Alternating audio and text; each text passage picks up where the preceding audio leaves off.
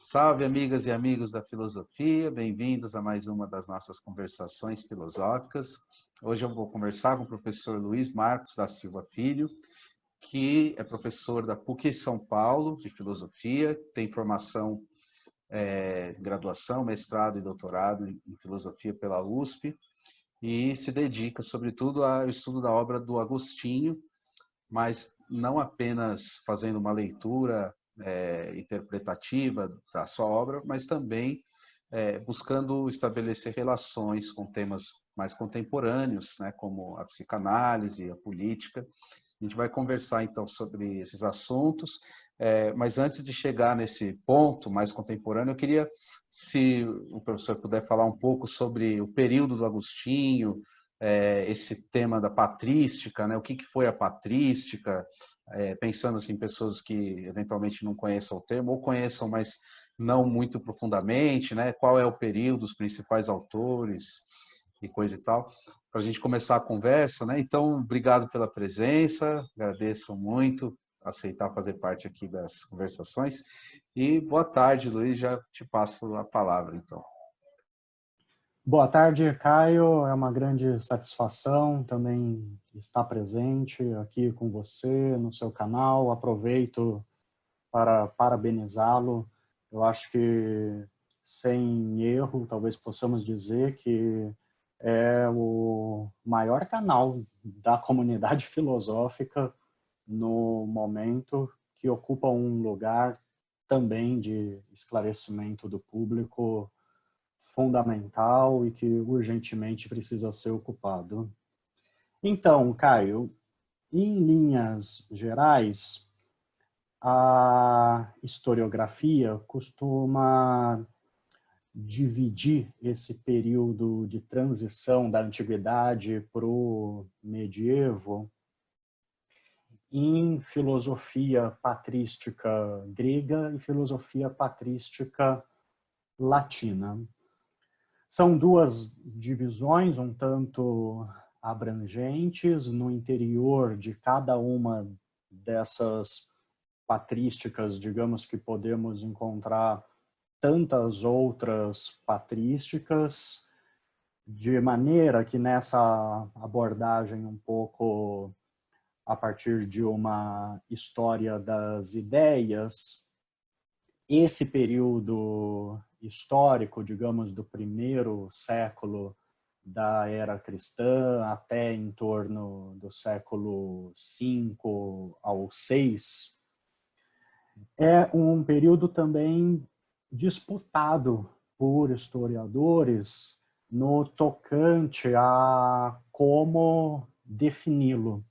É esse período que alguns vão chamar de antiguidade tardia, por exemplo, Peter Brown, o Mahou, de certo modo com muitas ressalvas Paul Veyne.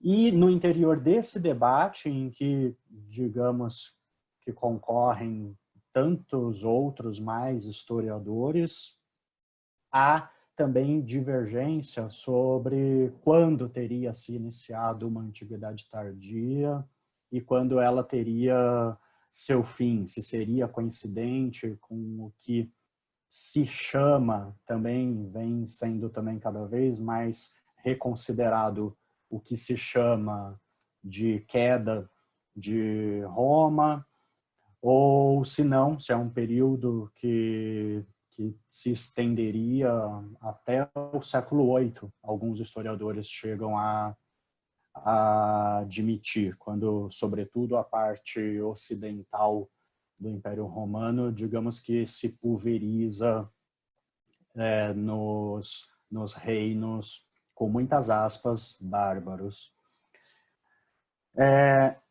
E o que a gente pode mencionar, um pouco para ter uma visão panorâmica, são alguns grandes autores que, arbitrariamente ou não, se consolidaram nesse período. Por exemplo, na patrística grega, Justino Marte, ele é conhecido assim, considerado por muitos o primeiro filósofo cristão que fazia questão, de maneira até subversiva, a andar publicamente togado, e a toga não era, nesse período histórico, tanto uma indumentária religiosa, era antes a indumentária própria do filósofo. Só filósofos, notadamente pagãos, andavam togados. E o Justino talvez tenha sido o autor que, de maneira mais orientada em sua obra, procurou realizar uma espécie de síntese entre filosofia e cristianismo, notadamente o que genericamente chamamos de platonismo e estoicismo, que Justino tenta conciliar com, digamos, artigos de fé.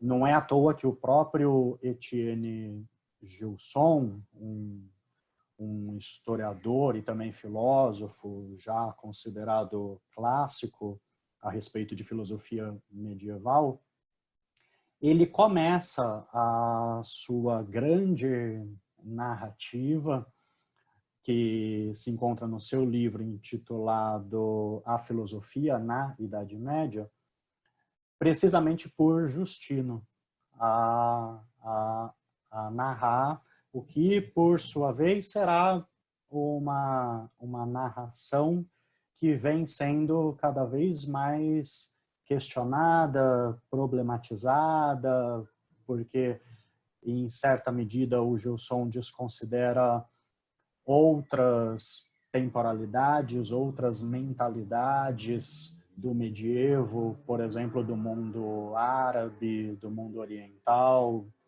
Mas, seja como for, ainda é uma espécie de manual incontornável para o estudioso de filosofia patrística e medieval.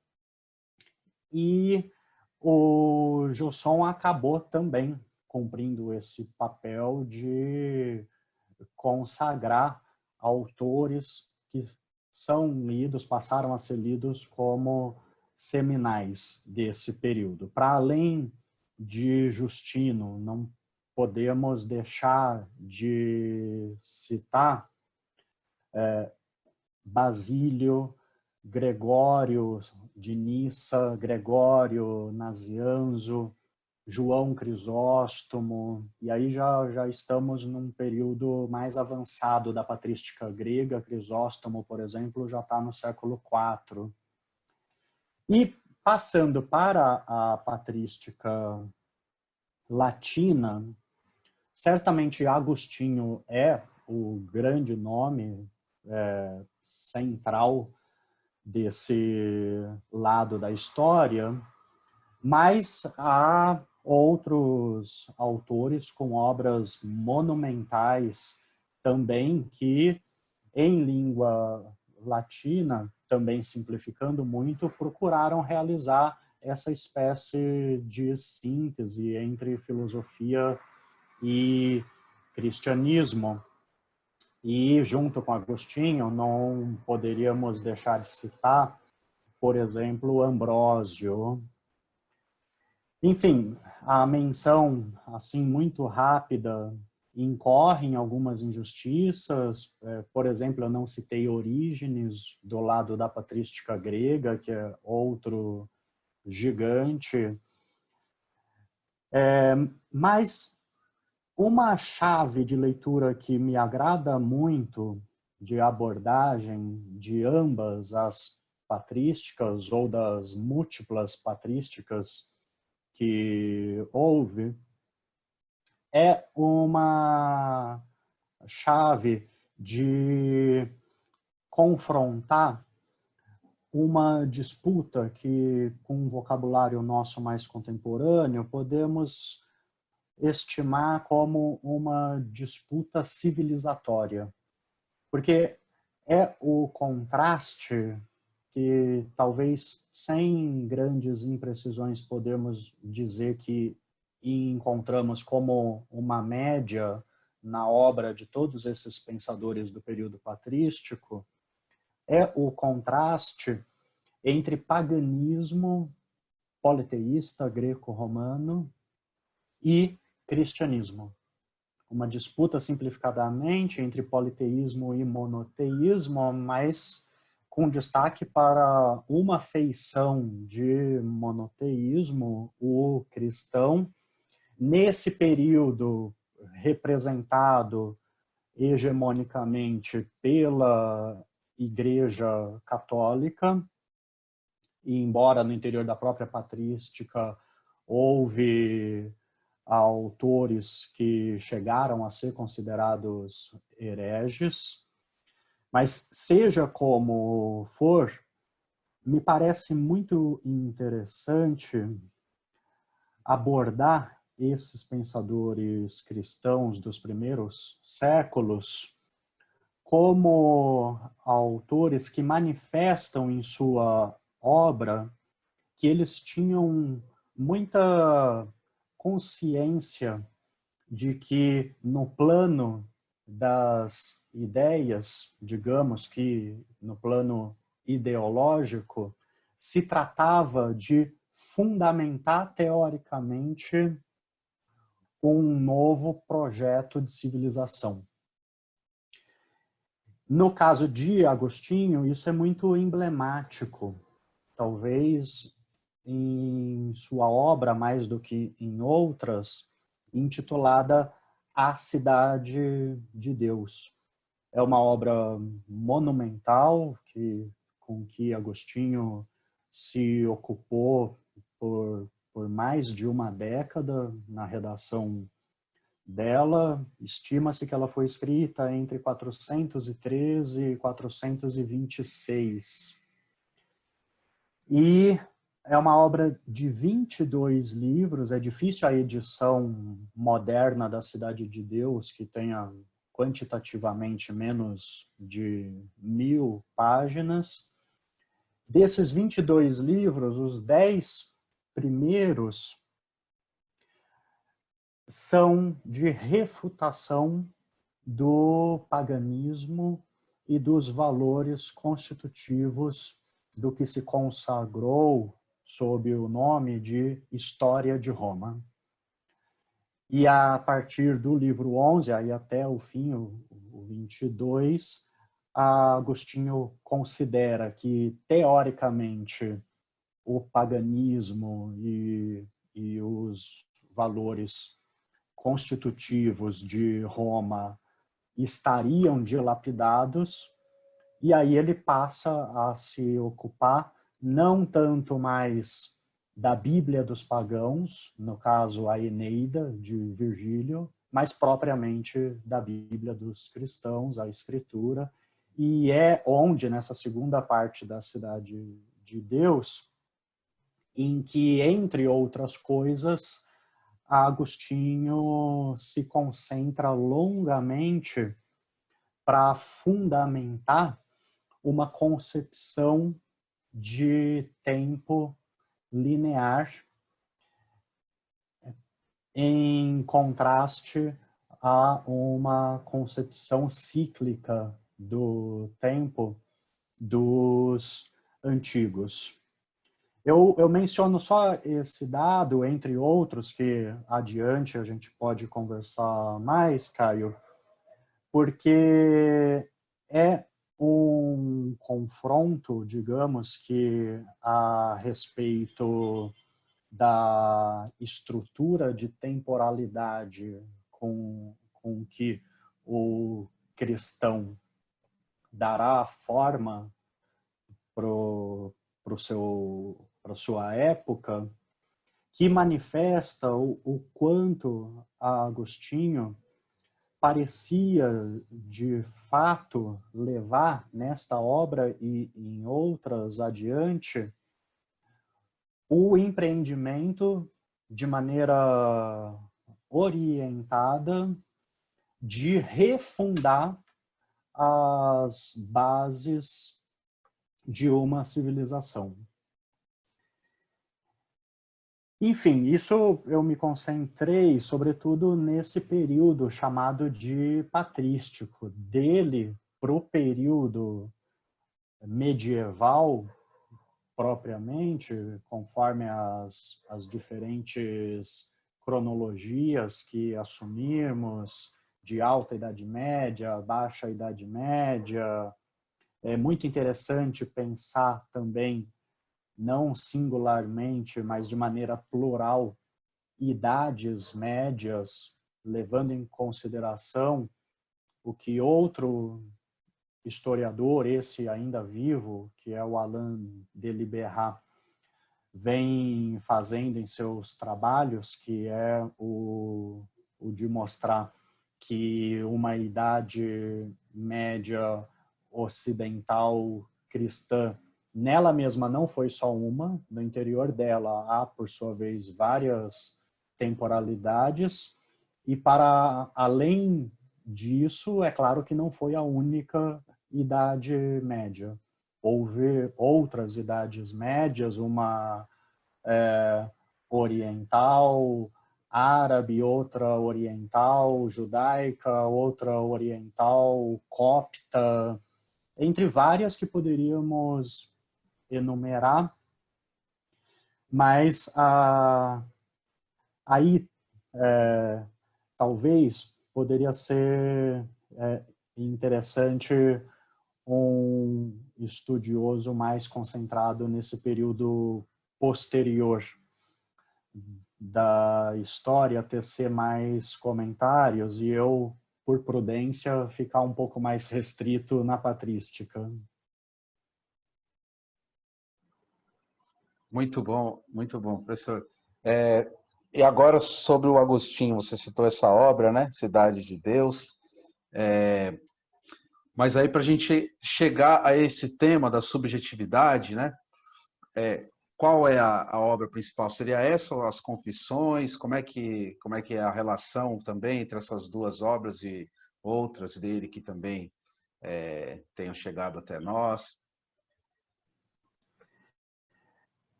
Eu tendo a considerar notadamente ambas, Caio, e não é à toa que talvez sejam as duas obras de primeiras referências a Agostinho, as Confissões e a Cidade de Deus. Eu considero que há, inclusive, razões históricas para isso. A fortuna dessas duas obras me parece, de fato, maior do que de outras obras de Agostinho. Para o tema da subjetividade, certamente as confissões oferecem mais elementos, conceitos e problemas do que a Cidade de Deus. Embora a Cidade de Deus pressuponha também uma interioridade, a gente pode pensar também em que medida talvez fosse mais adequado em Agostinho a gente falar de uma interioridade e não de uma propriamente subjetividade, mas a Cidade de Deus, do início ao fim, pressupõe também uma interioridade, de maneira que me parece que são certamente duas obras privilegiadas, para não dizer os dois documentos maiores da história das ideias, para a gente abordar a construção do mito da interioridade, para usar uma expressão do Beauvais. Mas seja como for, tem um outro dado solidário a esse da elaboração de uma interioridade que me parece comum às duas obras também, e nos apresenta uma feição ou um aspecto da obra de Agostinho que me parece bastante interessante para gente pensar, inclusive, alguns problemas e noções da contemporaneidade a partir da obra dele, que diz respeito ao que eu, ainda procurando pensar melhor, chamo, às vezes, de contradição real ou contradição existencial. Para usar um vocabulário ainda mais contemporâneo, me parece que Agostinho é um grande também pensador da facticidade, ou que admite uma dimensão da facticidade, melhor dizendo, aversa à conceitualização. Procurando dizer um pouco melhor isso, que é um tema que me desperta grande interesse em Agostinho, digamos, como pensador da história e da historicidade.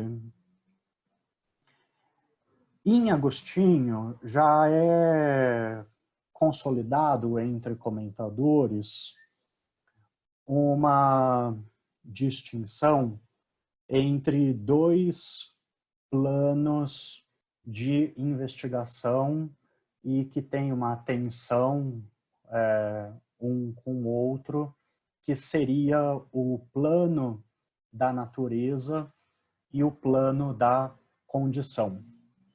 O plano da natureza, digamos que seria o plano de um homem essencial. O que seria o ser humano se ele não tivesse sofrido a queda em uma condição histórica em que a sua natureza não mais está íntegra, mas está fraturada, cindida, em que a sua natureza estaria maculada pelo pecado, para usar um vocabulário mais religioso, mas que é tecnicamente filosófico também em Agostinho. O pecado como falta original, a um só tempo ontológica e moral, ela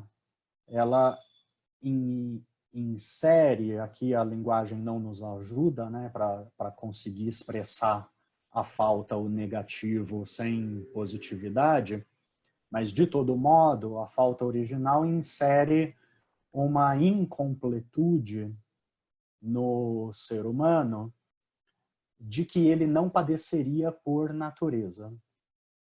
De maneira que disso decorre, então, na obra de Agostinho, esse plano, digamos, essencial, em contraste com um plano existencial.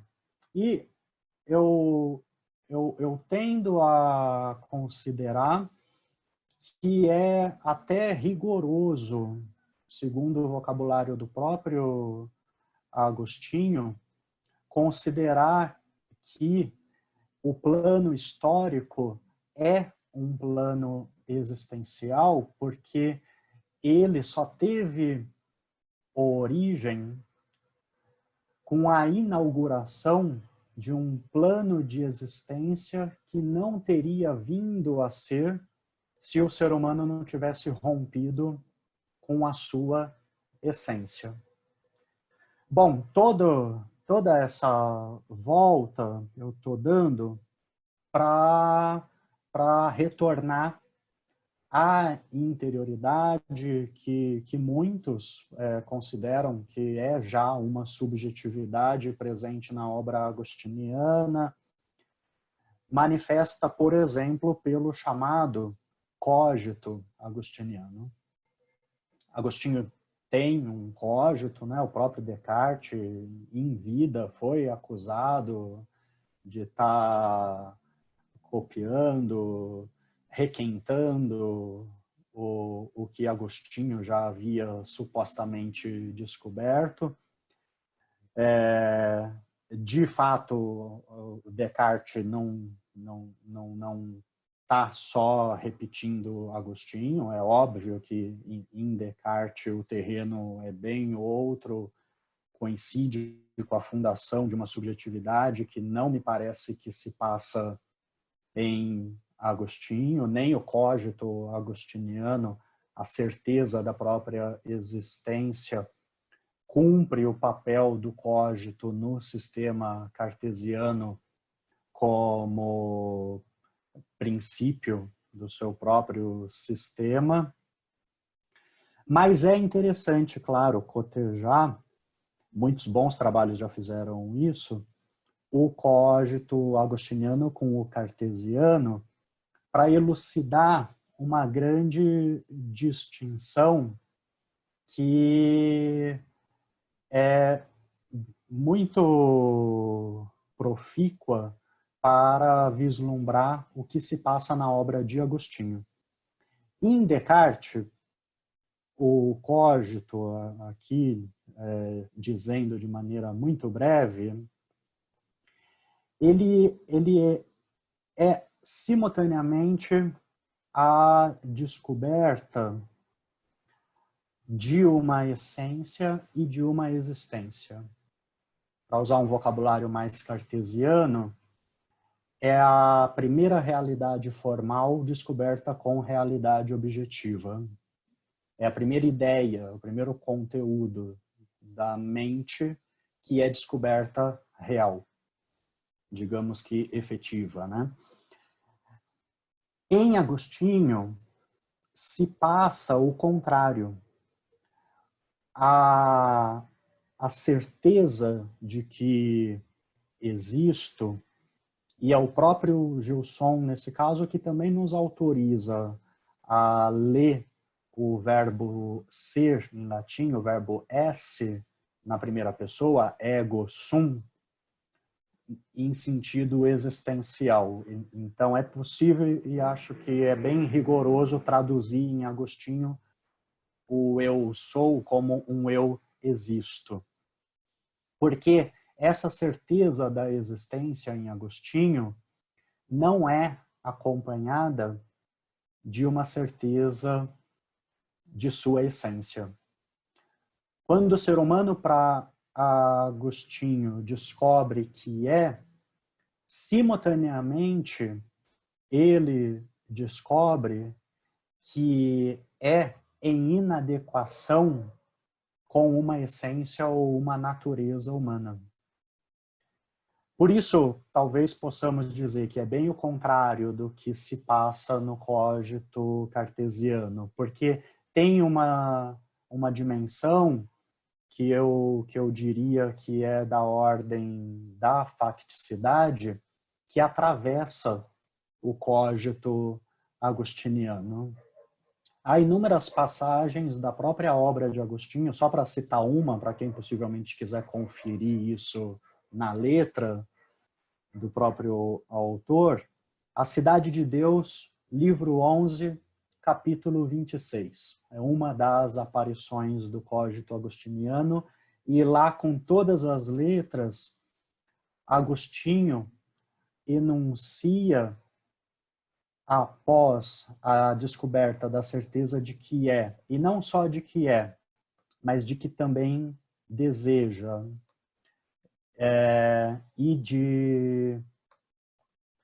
de que também eu sou, ele anuncia, tô lembrando agora, no momento. Eu sou, eu penso e eu quero.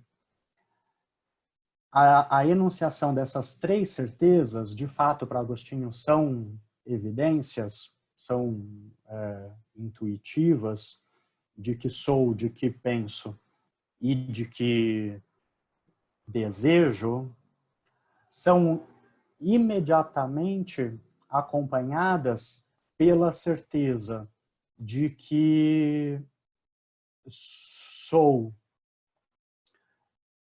juntamente com o não ser, e a morte é o dado mais patente de que sou em processo de deixar de ser, de que eu me encaminho ao não ser, de que eu penso, mas de que eu erro, e de que eu quero, eu desejo, mas por vezes não quero o que quero e quero o que não quero.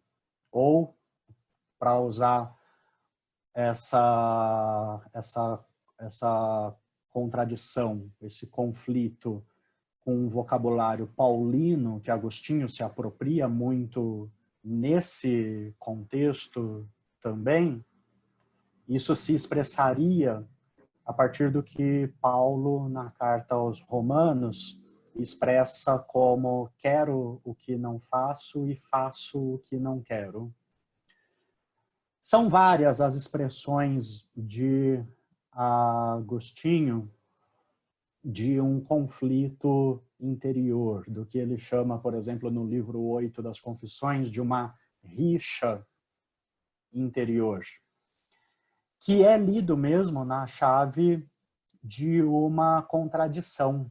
Uma das coisas mais interessantes de Agostinho é ele reconsiderar a estrutura tripartite platônica de alma para indicar aquilo que Platão procurava evitar quando ele propõe a sua estrutura tripartite de alma, com uma parte racional, outra apetitiva e outra irracível.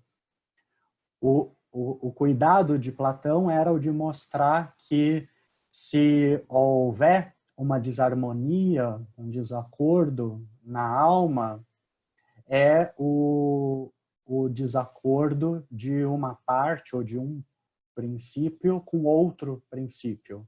Não é um desacordo no interior de um e mesmo princípio, porque isso seria contradição. O que Agostinho procura mostrar é justamente isso que Platão quer evitar. Estou reproduzindo aqui, muito en passant de cabeça, algumas passagens dos livros, por exemplo, 4, 5 da República de Platão. O que Agostinho procura mostrar é que o conflito não é um conflito, por assim dizer, entre faculdades. Não é um conflito entre a razão e a vontade, mas é um conflito da razão consigo mesma, digamos que a desrazão está no interior da própria razão, é um conflito da vontade consigo mesma, com uma contra-vontade. É um conflito, para mencionar outra instância da alma que ainda não mencionei, mas que Agostinho aborda muito e muitas vezes, no interior da memória consigo mesma, com o próprio esquecimento. É por isso que me parece, mas não só por isso, porque até aqui a gente não deu um passo, digamos, para a exterioridade. Ainda estamos nos limites do interior do ser humano.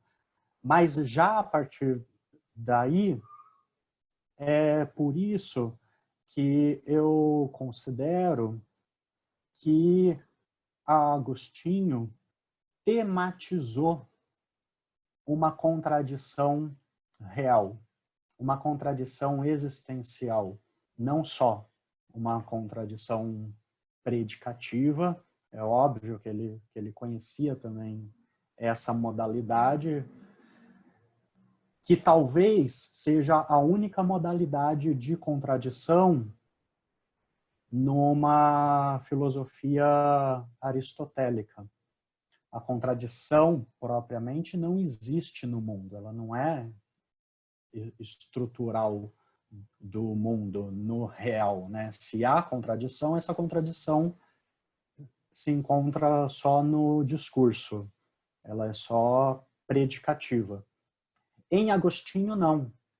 Em Agostinho, há um grande problema que é real e que se apresenta sob a forma de uma contradição aversa a qualquer conceitualização, como um factum, de fato. Várias passagens permitem depreender essa consideração de Agostinho, dessa ordem de conflitos, que eu estou chamando aqui de contradição real ou existencial, como um factum, como um dado da história.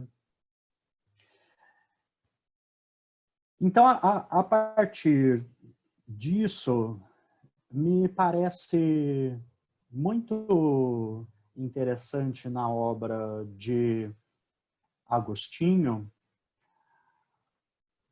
o espaço que ele concede para a história e para a historicidade sem, digamos, que subsumir esses dados aversos à conceitualização a categorias de razão. No momento em que Agostinho admite, e a explicação dele de por que o ser humano se encontraria numa condição com a sua natureza danada, me parecem se encaminhar para uma averiguação. Para Agostinho é um dado, de fato, é um fato que o ser humano não realiza uma suposta natureza humana. Porque aí, por sua vez, Agostinho não abre mão de projetar a natureza num plano de efetividade da razão e da moralidade. Como na história não se averigua a moralidade e a racionalidade com efetividade, isso para Agostinho é prova de que o ser humano se encontra com a sua natureza danada. É claro que essa dimensão da imanência não é apreciada positivamente para Agostinho.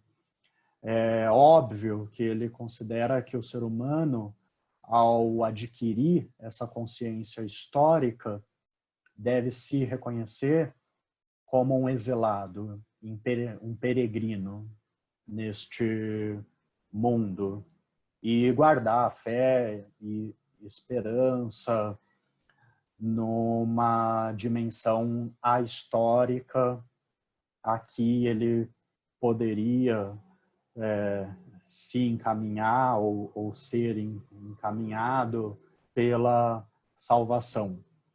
É óbvio que a gente precisa considerar todos esses elementos propriamente cristãos, religiosos do pensamento de Agostinho. Mas me parece que para quem faz uma abordagem filosófica de Agostinho e não devocional, é muito mais interessante indicar que Agostinho concede espaço na sua obra para uma dimensão existencial de tal modo que aqui é especulação da minha parte, de tal modo que talvez não ocorra em nenhum outro documento da tradição filosófica. Certamente, essa tematização da facticidade é constitutiva da tragédia antiga. Mas, pela filosofia, eu guardo a suspeita que a obra de Agostinho, mais do que qualquer outra da antiguidade, tematiza a facticidade de maneira muito singular.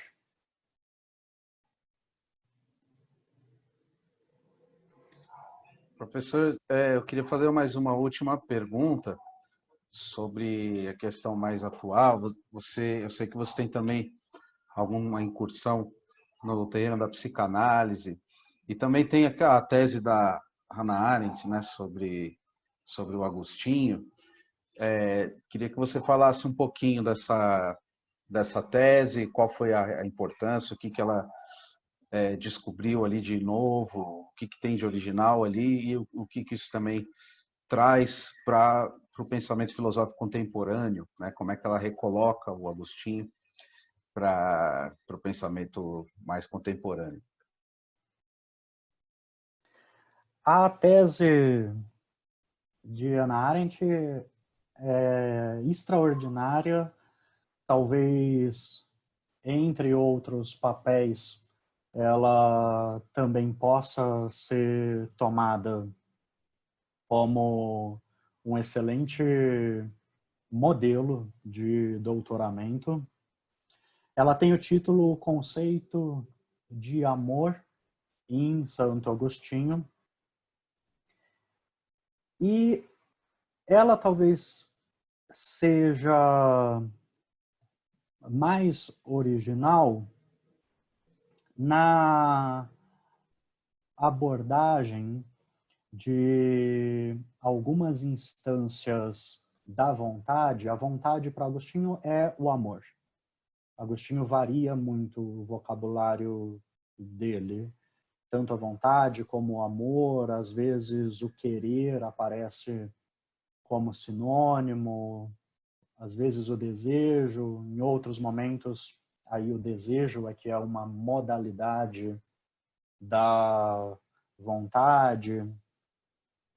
Mas, de todo modo, Hannah Arendt foi muito perspicaz de discernir uma modalidade do amor segundo precisamente o que antes eu estava chamando de condição. Isso não é vocabulário dela. Ela claro que enxergou que Agostinho tem esses dois planos de uma natureza íntegra e de uma natureza fraturada, mas ela não usa propriamente o vocabulário natureza e condição. Mas seja como for, ela procura indicar por que para o cristão um engajamento no mundo teria sua legitimidade. Porque para o cristão não bastaria o cultivo de um amor direcionado só a Deus, mas, conforme diz o segundo maior mandamento cristão, é necessário também amar ao próximo. Então, de maneira muito geral, Hannah Arendt ela procura, a partir da obra de Agostinho, mostrar como que se conciliam esses dois mandamentos cristãos. Eles se conciliam, por sua vez, nesses dois planos, num plano da natureza em que, por exemplo, o amor ao próximo, que Agostinho nunca enuncia, isso é Hannah Arendt também que percebeu, que Agostinho nunca enuncia sem o seu complemento, amar ao próximo como a si mesmo. E a chave para entender como Agostinho lê esse mandamento é, sobretudo, o que esse complemento como a si mesmo quer dizer. Que no plano da natureza significa uma identidade essencial, fundamental. O outro é consubstancial a mim. Mas no plano da história, há, digamos, novidades que se acrescentam e degeneram a própria natureza. E aí o primeiro cuidado é de não supor que aquilo que eu amo no outro é o seu ego. Porque isso seria só a sua identidade histórica contingente. Mas, ao mesmo tempo, a natureza do outro não está íntegra. Então, para elucidar o que se ama no próximo na condição histórica, Hannah Arendt passa a analisar várias instâncias de igualdade.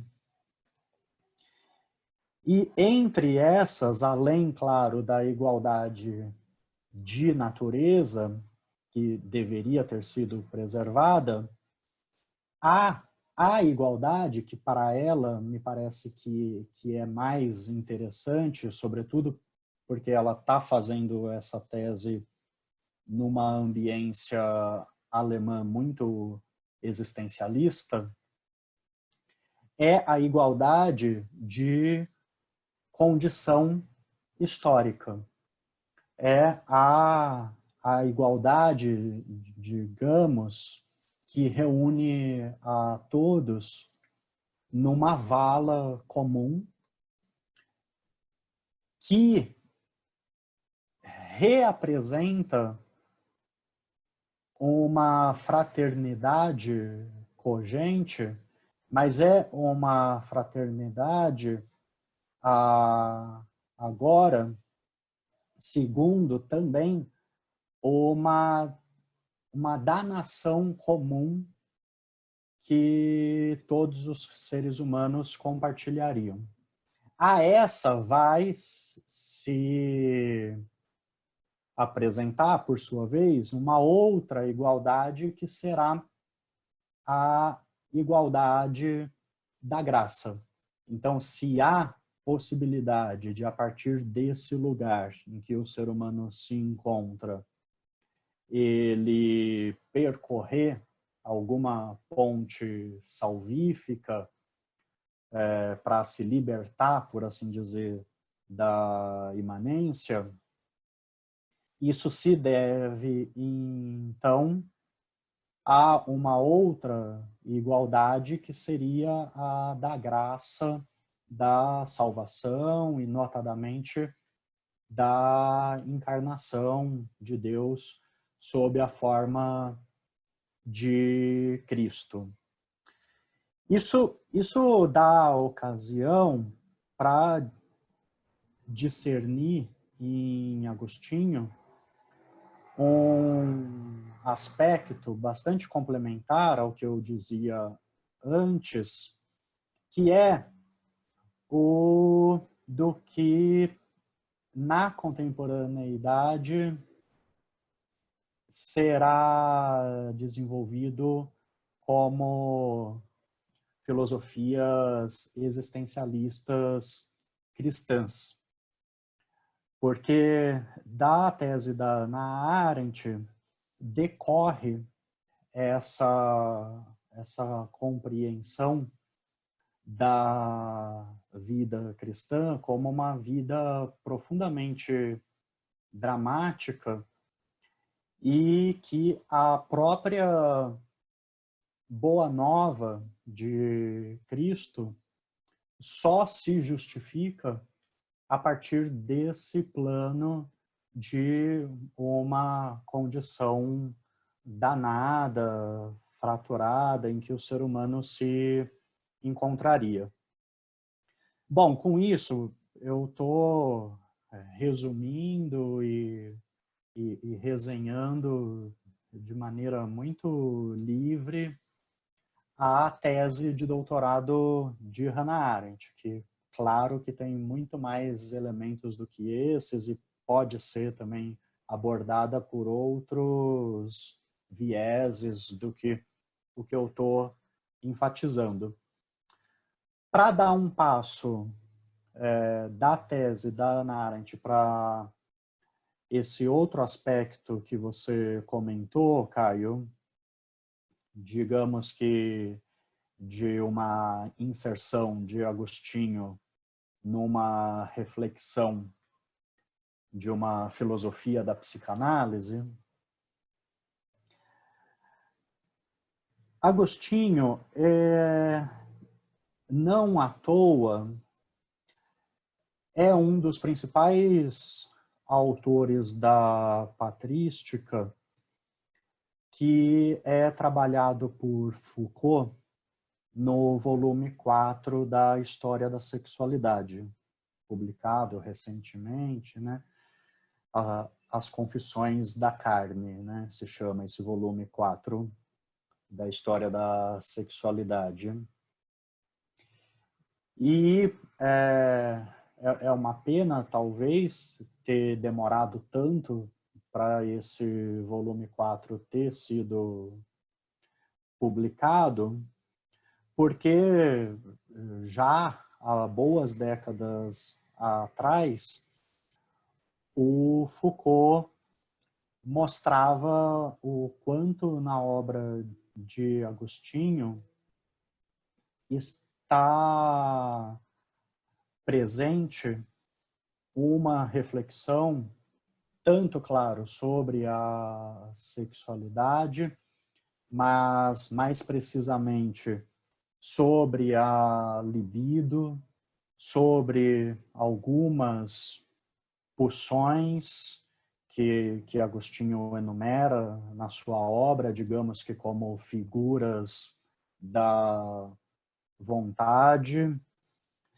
bem como me parece que é possível de enxergar na obra de Agostinho sem infringir a letra e o espírito do seu pensamento, também uma teoria da sedução. E aí, falando um pouco sobre isso, a libido, ela é abordada por Agostinho como uma contra-vontade, como uma pulsão, como um desejo atávico no ser humano. E, claro, constitutivo da condição histórica em que o ser humano se encontra, segundo Agostinho, mas que estaria ausente no plano da natureza se ela tivesse sido preservada. A gente pode dizer que o homem, por natureza, para Agostinho, seria destituído de pulsões. Ele não teria nenhuma contra-vontade. Mas isso, digamos que é um plano ideal, embora Agostinho considerasse que fosse o efetivo. E, retornando à imanência, a libido ela é definida por Agostinho tanto como desejo sexual. Quem quiser ir direto ao lugar onde Agostinho dá essa definição da libido, é A Cidade de Deus, livro 14, capítulo 16. Como também a libido tem, por sua vez, várias figuras. E a libido, em sua expressão política, é chamada por Agostinho de libido dominandi, libido de dominação, ou libido de domínio. Logo no prefácio da Cidade de Deus, Agostinho já menciona essa figura da libido como constitutiva da cidade terrena. O que Agostinho chama de cidade terrena, que, por assim dizer, reúne as várias cidades e urbes concretas que se orientariam por um projeto de dominação e imperialista. E o grande exemplo, no mais das vezes, é claro que é Roma. Isso também para dizer de maneira muito simplificada, porque essa teoria das duas cidades de Agostinho, essas duas cidades em que Agostinho divide toda a humanidade, seriam a cidade celeste e a cidade terrena, é uma teoria com bastantes detalhes que aqui eu estou desconsiderando. Mas, de todo modo, quando Agostinho diz que o princípio constitutivo da cidade terrena é a libido de dominação, Agostinho está discernindo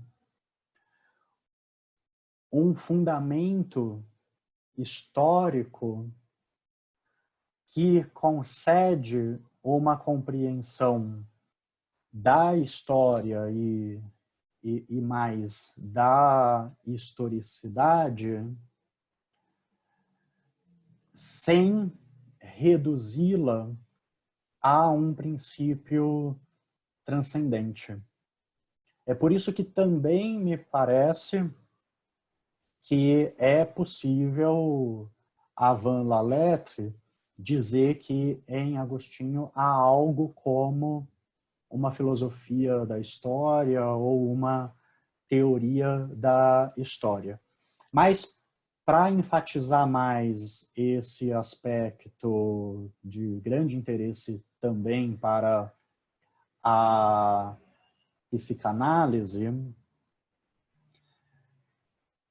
o que é notável é que, ao longo da apreciação da história de povos da antiguidade que Agostinho faz na Cidade de Deus, impulsionados por essa libido de dominação, Agostinho também considera que o parricídio e o patricídio, aqui só para fazer uma distinção, para dar ênfase no patricídio como um atentado contra a pátria, por vezes pode ser um atentado contra o pai, mas numa chave política, primordialmente contra o fundador, ou contra o governante, ou contra o rei, o tirano, mas bem como o fratricídio, expresso, por exemplo, no assassinato de Remo por Rômulo, ou de Caim por Abel, são também constitutivos da história da humanidade. A libido de dominação, para ser melhor compreendida, assim como todas as classes de libido para Agostinho, são um investimento de desejo que procura a fruição ou o gozo na coisa ou na criatura ou no projeto político empreendido por si mesmo, tomado como fim em si mesmo. Esse investimento de desejo que busca a fruição ou o gozo, em latim é chamado por Agostinho como frui. E frui, em geral, é traduzido nas traduções modernas, tanto por fruição como por gozo, propriamente. Porque o próprio Agostinho tem passagens em que o gozo sexual mesmo é também chamado de frui, por Agostinho. A outra modalidade de investimento do desejo é o que Agostinho chama de ut. Ut, que seria uso, mas é um bom uso, não é o sentido de usar a criatura ou usar um projeto político num sentido pejorativo. Seria usar como meio, porque não deve ser buscado por si mesmo.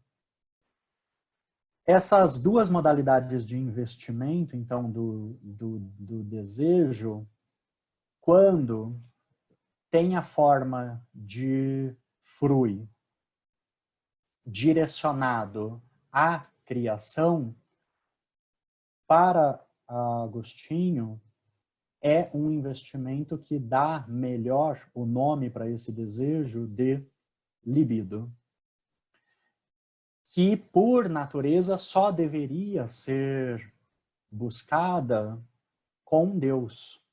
Digamos que o ser humano, por natureza, só deveria gozar de Deus, mas nunca do outro ou das coisas. A partir disso, então, é muito interessante a exegese bíblica que Agostinho faz das passagens do Gênesis do pecado original dos primeiros seres humanos, Adão e Eva, no paraíso, e que Agostinho considerará que é uma falta reeditada por todo ser humano. É como se pudéssemos dizer que todo ser humano tem um Adão e uma Eva interiores e em sua vida pessoal reedita a falta original, que em síntese é interpretada por Agostinho como um desejo de se tornar Deus, que suprime, assim, a relação do Criador com a criatura racional, porque essa criatura racional, soberbamente, aspira se tornar Deus e ela passa a viver, é a expressão do próprio Agostinho, passa a viver segundo a mentira, porque ela deixa de viver segundo a verdade. E essa mentira, a primeira mentira segundo a qual ela passa a viver, e é claro que essa vida consiste numa queda, na fratura mesma da natureza, é a mentira de que o ser humano pode legislar sobre a criação. E que politicamente Agostinho considera que se manifesta sob a forma da libido de dominação, um desejo imperial e de colonização do outro e de outros povos, que pretende se apropriar da criação como se fosse Deus. Enfim, eu estou jogando aqui muitos dados, Caio, mas eu acho que eles já nos dão indícios muito interessantes do quanto Agostinho concede que pensemos alguns grandes motivos da psicanálise também, a partir de sua obra. Muito bom, Marcos. Gostei demais da conversa, foram vários temas instigantes, uma leitura muito interessante e muito generosa também que você faz aqui para o canal. E só peço então para a gente encerrar, se você quiser dizer alguma última coisa, e agradecendo muitíssimo mais uma vez aí sua presença. Eu que agradeço, Caio. Agradeço o convite, fico muito feliz também de poder, de algum modo, tomar uma pequena parte no seu canal, que eu tanto estimo também. Obrigado, Caio. Valeu, Marcos. Para todo mundo que assistiu aqui também, agradeço muito e deixem comentários aí para a gente continuar a conversa, o que vocês acharam, se gostaram aqui do papo, né, para a gente depois ter esse feedback, para conseguir estar sempre melhorando. E obrigado então para todo mundo, muito obrigado, professor Luiz Marcos. Fiquem ligados nas próximas conversações filosóficas.